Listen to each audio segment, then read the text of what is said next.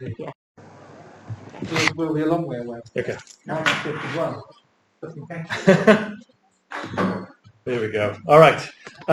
Okay, so thank you for coming along to this talk. I hope you aren't expecting anything sort of thoroughly vetted and researched and peer-reviewed. What I was trying to do with this is to get an example, show an example of how one can look at any set text, whether it's sort of high literary content or popular culture, and through different lenses use your analyzing skills to try and pick apart more than just what you're looking at for a plot or your character. That you can actually place it in time, look at the context it's written in, and see if there are any like sort of political or sociological, anthropological readings that you can get into the text just by digging a bit deeper. And I'm a big fan of crime fiction, so I thought it was a really good kind of blank slate through which to kind of explain those skills. So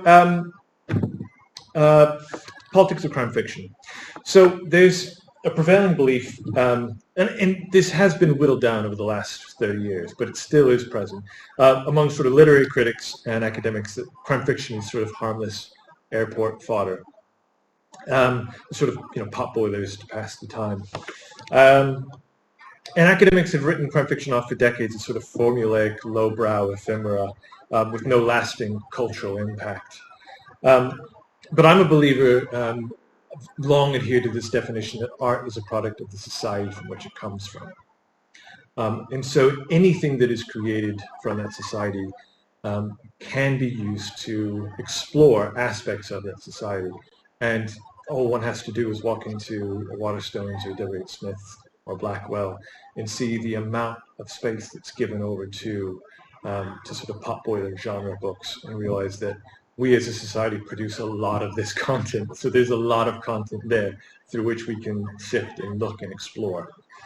And I also, from a philosophical position, I believe that all art, whether it's highbrow or lowbrow, again, which are terms that I abhor, I think they're class-based terms, and they really have no place in academic discussion, can teach us a lot about the values and aspirations of a people. So crime fiction or detective fiction, it's really no different. If we look beyond the plots and the plot twists, we can expose political views of crime, punishment, and justice. Taking from the very beginning, this look at crime itself, just trying to define crime is very difficult without actually talking about things like the social contract. The minute you start talking about social contract, you are locked into politics and philosophy. So the very nub around which fiction is written is a political act. So the phenomenal rise of the middle class in the 19th century due to the Industrial Revolution meant that there was this huge demand for reading material which was not academic, which was not what you would be reading if you went to university.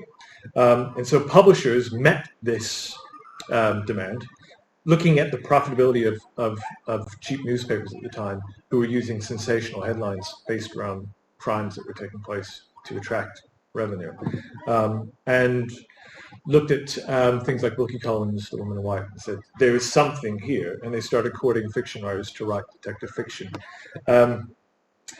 And so while many detective novels or private detective novels preceded Sherlock Holmes, it's those sort of familiar and recognizable trappings and set pieces that Conan Doyle established in the Sherlock Holmes stories, which are still recognizable today, and which were used to build upon, which becomes the backbone of crime fiction. And we could be a bit reductive and say that the point of a Sherlock Holmes story is simply to entertain, and certainly from a marketing or from a publisher standpoint, that was the view. But if we take a closer look, there's an obvious omission in all of these stories. And that omission is that historically there is a correlation between crime and desperate people, as typified by this really brilliant cartoon from Punch from 1888. So just I was trying to find some statistics to kind of back this up, but the only thing I could really find were current statistics from the ONS. So these are really current statistics. And unfortunately, they only show half the picture because the economic status of criminals isn't recorded for some reason. But we can look at the economic status of victims of crime. And as you can see, sort of in manual labor alone, so the kind of what we would typically define as working class make up 47.6% of the victims of criminal activity recorded today. And by the end of the 19th century, just 75% of people living in the UK lived above what was then considered the poverty line. And when we say poverty line in the Victorian era, I mean there's no social safety net. So you are either dying of starvation, or you're getting yourself into debt, which is also potentially criminal, or you are doing what you can to get by, which might mean dabbling in criminal activity. So, and if we look again then at sort of Sherlock Holmes, there's that omission of poverty in the novels of Sherlock Holmes. It's sort of the beginning of detective fiction. That is a political act, the omission of it. I mean, it's almost Sherlock Holmes cases involve upper middle class individuals and occasionally royalty. You know, thinking about like Scandal in Bohemia. You know, he serves a prince at one point in time.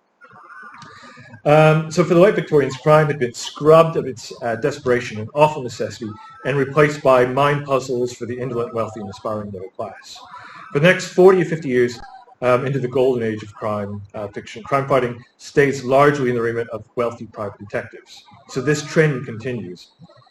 And in the late Victorian Edwardian reader didn't want to be reminded of how near the workhouse doors they really were. And publishers obviously didn't want to scare off their readers, so they intentionally encouraged their writers to write around actual crime, to make up fictitious crimes. And in fact, if you look at like Conan Doyle's works, the only time you ever see somebody who is represented as being poor via description, they're either the irregulars, who are the sort of street urchins that Sherlock Holmes uses to do certain errands, but we never really established that he does anything to improve their lives outside of occasionally giving them, you know, the odd shilling or two. But in fact, he often endangers their lives by putting them on really desperate missions. But this is really never talked about. Or if there is like a beggar, it's usually it's always someone in disguise, usually Sherlock himself. So the detectives who follow Sherlock represent a gamut of political and philosophical ideologies. And perhaps following Holmes, the next most famous detective is probably Agatha Christie's Hercule Poirot. I mean, I can't evidence that, but I would say that if you had a list of certainly ones that have been adapted to other media, Poirot is probably directly behind Sherlock Holmes.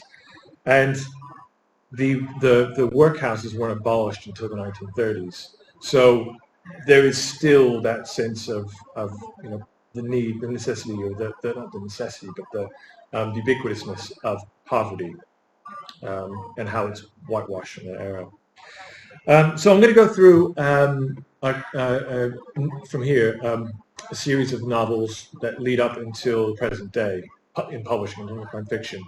Look at the plots of those novels just very briefly, and then have a little bit of an analytical look at what the political aims of the writers may have been who were writing those works. So the most famous of Poirot's cases, the one that's been filmed and adapted the most amount of times, is Murder on the Orient Express. Probably people in here have read it. I'll just give you a quick rundown of the plot for those who may be listening who haven't read it. But Poirot is called away from London, or away to London from Istanbul on urgent business, and books a berth on the Orient Express. While on the train, an American businessman, a man named Ratchet, attempts to hire Poirot to protect him from the fear of imminent death. Poirot is so disgusted by Ratchet's vulgarity and refuses to help. Not long after, the next day I believe it is, Ratchet is found in his compartment, stabbed to death. Poirot investigates. He discovers that Ratchet was actually a gangster who was involved in the kidnapping of a young girl, which led to her death, the death of her mother, her unborn sibling, and the suicide of her father. Ratchet, through legal technicalities, and I put this in quotations, escapes justice. Poirot concludes that 12 of the train's passengers who were connected to the tragic family were responsible for the murder of Ratchet. He offers two solutions to the murder. One, an unknown assailant arrives on the train, commits the crime, and then flees. Or the actual occurrence in which 12 members of the travelers conspired together to kill this man. What Poirot does in the end is he delivers the first of his readings to the authorities. He decides himself to allow the killers to go free. So, if we want to kind of look at this, this is Poirot first appeared in print in the 1920. This book was published in 1934, so the public were already fairly well aware of Poirot as a character, of the little grey cells, of his methods. He had a reputation for being infallible. And I've got to confess that when I read this for the first time, I didn't give much thought to the finer points of the story. I just accepted it as a good story, as an interesting story. And actually, kind of thought, well, justice has been served to a certain degree. It was only years later that I thought, hold on, when I reread it thinking like, has justice been served? I'm not quite sure. I mean, there's that sort of grotesque mimicry of the 12, like a jury. These sort of 12, you're being tried by your peers. But was Ratchet actually tried? And we take it for granted that as Poirot is investigating, that all this information that he collects is actually true. So what he collects is the belief that Ratchet was actually involved in this kidnapping. Again, this is all hearsay. At no point in time does an official come to tell Poirot, yes, he was definitely involved. The fact that he got off on the technicality is never really described. There's some hinting at bribery, but that's it. And those hints come from the perpetrators of the murder. So he is working with very doctored, or at least what you would say is evidence which would not be permissible in court. And yet, he takes the moral authority to decide to let these 12 people off scot-free, believing that justice was done. And there's in particular some of the other adaptations, they really hone in on Poirot and his what can't think of the word, his rosary. So it all comes down to kind of that justice is divine. So that this was going to happen anyway. Poirot can't stand in the way of this sort of Christian idea of justice. It's quite. While Agatha Christie often tried to distance herself from the character, it's very reflective of a particular Christian classical conservative viewpoint. And the fact that the film, or that the script, or the text is still being adapted into TV and film and radio plays to this day, it will probably continue in perpetuity, means that there is a certain aspect of our culture which does believe that justice is something which exists outside of, or can exist outside of the law. Interesting interpretation. Going on the other side of the political spectrum, looking at Dashiell Hammett, the grandfather of the hard-boiled noir novel. While he's most famous for Sam Spade of the Maltese Falcon, he wrote more stories about a character called the Continental Op, which is slightly autobiographical and is involved in an agency which is sort of very similar to the Pinkertons, which is where Dashiell Hammett worked. If anyone isn't familiar with the Pinkertons, they were sort of the pre-FBI. They were a private organization that worked in the U.S. Of law enforcement, but they weren't actually deputized by any authority. But it was their structure which later was adapted into the FBI. But in the Red Harvest, I think the best of the Continental Op stories, the Op is hired by an industrialist who owns, as much as anyone can own a town in America, who is sort of a non-democratically elected operator of a town that is built around a mine that he owns. And again, reflecting Dashiell Hammett's views, there were lots of strikes going on at that time.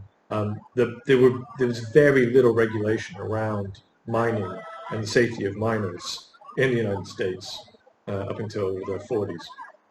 And so at one point, when the union started to kind of congeal and coalesce as an idea in the United States, lots of industrialists attempted to get rid of entire townships and bring in new workers who wouldn't cause trouble. In Red Harvest, this town called Personville, which is dubbed Poisonville, the industrialist, in order to keep operations working, he hires roughnecks to come into the town and break up the strikes. What he doesn't anticipate is that these roughnecks, once they get into town, realize there's money to be made. So they start operating organized gangs within the town. The industrialist loses all control of the city. No matter how much he bribes the police officers, they just can't maintain justice because ultimately the police are happy to take money, but they don't want to risk their lives. And the police themselves find it's more lucrative to work with the gangs than it is to work for the industrialist because he's completely lost control. So the op is brought in to help break up the gangs. He does this, but while he's investigating what's going on in the city, he realizes that the corruption is much deeper than just the gangs. And so while he busts up the gangs, he basically wrests control of the city away from anyone and puts it into the hands of the state by calling in the National Guard. So the industrialist gets what he wants to a certain degree, but he then loses any sort of oligarchical control of the town. So if we look, again, through a political lens, it's the op who determines that the city is corrupt from top to bottom. There's no one else who does it. This isn't, in fact, he talks about how he dreads going back to the office because he knows he's going to get ripped to shreds by his boss. He's the one who makes the decision personally that the city is corrupt. And he goads those willing to use lethal force, protect their power, to use it against one another. So he is willing to basically set in motion a bloodbath, a massacre amongst these gangs as fitting the description of cleaning the town up. So in his wake, the body count piles up, but he himself is very responsible for death of violence, so he keeps his hands clean the entire time. And ultimately, it's his decision to allow violence to act violently against itself. And he leaves without really knowing that the town is better off.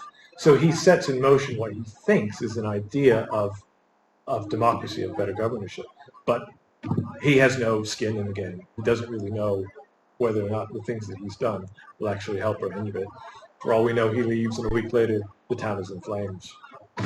Or the industrialist has picked up stakes, moved to a new town, and started all over again.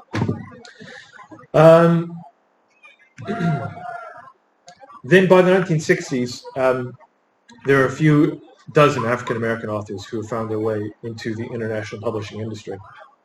And Chester Himes is somebody who has bounced between serious, again, in quotes, serious literature and crime fiction.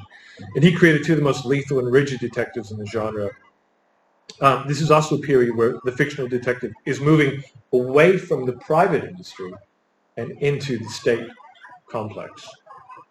You'll see this in TV and films. There comes a point where it's no longer the gentleman detective. It is now the cop working the beat. Before in detective fiction, the cops were always the ones who were bungling and making mistakes. And the reason that we had to have private is because the state was just incapable of actually keeping people safe. But at some point in time, there is a shift in the viewpoint of the police as a sort of a positive political force.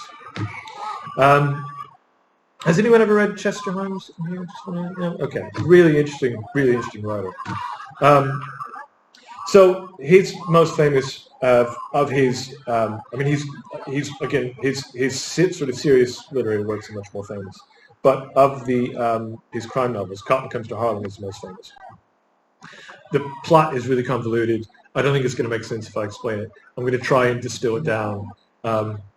So a con man is posing as a reverend in Harlem, and he's exploiting a congregation. He's amassed $87,000 for a Back to Africa campaign, which these were really popular back in the 60s. Con men were coming into black areas throughout the States and raising funds to sort of say, I'm going to go to Africa and I'm going to buy a plot of land, this ancestral land, and I'm going to build these houses, and you can all come and we'll organize this perfect sort of post-colonial society in parts of Africa. It was always a scam, and lots of people sadly lost a lot of money for it. But during this rally, a gang of masked white men come in and they rob the citizens of Harlem of $87,000 and run away with it. There's a chase, which is always deadly. I mean, in Chester Himes novels, you really get the sense of how little value there is in black lives, because the minute anything goes wrong, guns are out and people are just shooting willy-nilly on the street. And this is usually the cops. They're just shooting through cars, through people, whatever, to get to the culprits. And detectives Gravedigger, these are great names, Gravedigger Jones and Coffin Ed Johnson. So they're the two black cops who have been given authority, more or less, over Harlem. And they hit the scene to find the citizens of Harlem's missing money. Throughout the course of the investigation, they encounter deceit, murder, and a mysterious bale of cotton. Again, there's these sort of slavery tropes, which are really strongly embedded. There's, as well as this sort of Back to Africa scheme, there is a Come Back to the Southland scheme being run by this white cotton baron who's trying to bring black people back down to exploit their labor. And while in the end the victims are repaid, it's repaid through violent, unlawful means, and it's not through the original money that was stolen. So they essentially shake someone else down for the money. Justice is served to a certain degree, but what kind of justice? So Himes had first-hand experience with the U.S. criminal justice system. He was arrested for armed robbery when he was in his 20s. And Gravedigger and Coffin are part of the system. They're on the New York City police payroll, but their limit is Harlem. Like, once they get out of Harlem, they have no authority. And you can read their methods as being brutal and as an extension of systemic racism of the black minority, or you can interpret it as being woefully under-resourced in doing their best to keep white cops from coming into Harlem and doing worse. They know that if any of the violence contained in Harlem bleeds out into the surrounding white neighborhood, it won't just be the criminals who suffer, it will be all of the black populace. So the situation is not ideal, but the alternative is untenable. I really recommend reading his series. They're beautifully written, really quite lyrical, but they give you a very stark glimpse at the choice that black cops probably faced when they were first allowed on the police force in the U.S. I'm going to quickly roll through the last two here. By the 1980s, women had firmly established themselves as integral members of the Western workforce, and were gaining positions of power in both private and political offices. Although the patriarchy is still far from an institution in the past, women's rights activists have been responsible for making advances towards equality in the workplace and political arenas. The 80s are also responsible for the greed is good mantra, which could arguably be responsible for a loosening of morals sacrificed for the quick buck. Sarah Paretsky, Chicago writer, founder of Sisters in Crime, and the creator of her private detective V.I. Warshawski. We kind of know, again, these figures are more recent, so we know the political views because they are working in an era where people do voice their political opinions and they wrap their political views with their work. When Obama was a senator in Illinois, she worked very closely with him on a number of projects dealing with social justice and homelessness.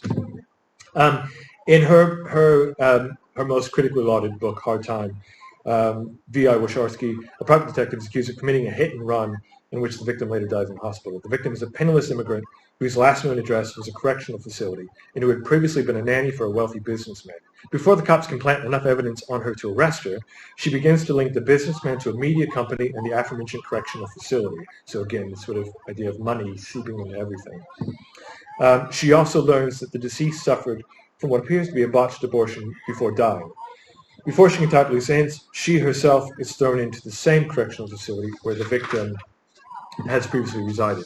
While behind bars, she learns firsthand just how deep the businessman's corruption extends, how physical it is against women. So in Paretsky is on the record as saying she wanted to write hard-boiled fiction from a very young age, but she always struggled with coming up with a character because she didn't want to write Philip Marlowe in drag, which made her look at crime fiction in general and how women were viewed as objects in crime fiction. They were either they had no agency. They were either victims of crimes. Their bodies were used to demonstrate crime, or they were temptresses or kidnapping victims. They were the MacGuffin through which the story was revolved around. They themselves weren't actually people. So in Hard Time, women still suffer, but they are individuals with a very specific and named pain. Those who commit the victim or the crime do find justice or are brought to justice. So the nanny, she's more than just a servant who serves at the hands of her employer. The crimes are a product of a patriarchy, which in previous decades would have been unpunished or written off as a byproduct of male sort of cheekiness. Paretsky also shows that crimes against the working class meted out from their social betters are still difficult to properly investigate, and that money muddies the justice system. This was written in the 80s, but there are still lots of echoes. When we look at, particularly in the States, if you look at the criminal justice system, almost all of the prisons are privately owned. They're quite difficult institutions that people live side by side with without really knowing the truth behind them. Very quickly, just to wrap it up, last one I'm going to look at is Val McDermid. Probably more people might have read her than some of the others. Her work's still being in print. Still writing. So the 80s and 90s also brought in more tangible acceptance of LGBTQ people. Representative creators in various media began to put related issues of queer characters front and center. In Mermaid Singing, criminal profiler Dr. Tony Hill was brought into a case involving a serial killer who was killing men and dumping their bodies at sites associated with the gay community. The serial killer is eventually identified as a transgendered man who has been rebuffed, a transgender woman who's been rebuffed by all of the victims. Tony begins to receive phone calls from the murderer, Angelica, and is eventually kidnapped. At the climax of the book, he kills Angelica in order to save himself. So in the first half of her first crime series, before the Tony Hill series, McDermott follows the investigations of a lesbian journalist, which is quite autobiographical of her own experience. So she's immediately, when she gets the chance to write crime fiction, she's putting somebody who represents her in the lead. As she gets more popular, she starts to think more about, well, actually, victims of crime are often marginalized people. And that, to her, becomes more interesting to represent the victims than it is to put the ones who are bringing justice as being sort of a vengeful angel. It's more interesting or more important for her to bring awareness that these people, these marginalized people, are victims and they're still being targeted. So in The Mermaid Singing, she had been reading a string of books where the victims, there were always rape victims who were murdered afterwards, and there were always women. They were very rarely given names, never given backstories. They were just the crux through which the story was taking place. And for this, she knew she wanted to turn that on its head. So all of the men are named. Not all of the victims are men. They're all named. Most of them are homosexual, and most of them are given backstory. So she's putting agency. She's giving them. So there is more of a consequence. There's more of a hitting. This is actually affecting a community. And she casts as some would say controversial, but she casts a serial killer as being a transgendered person who the Tony Hill, the cop, has to empathize with in order to figure out how to psychologically profile them. Really sort of groundbreaking stuff when you consider it's not that long ago that the golden age of crime, you would have never talked about LGBTQ issues. So crime fiction, like much of popular fiction, is an excellent medium for looking at societal values, trends, and morals, which isn't to say that they're perfect mirrors. Analysis is necessary, but when conducting subject-based literary analysis, ignore popular media at your own peril. Sorry for the quick rush, but I realized we're coming down the wire. But anyway, thank you all for attending. I hope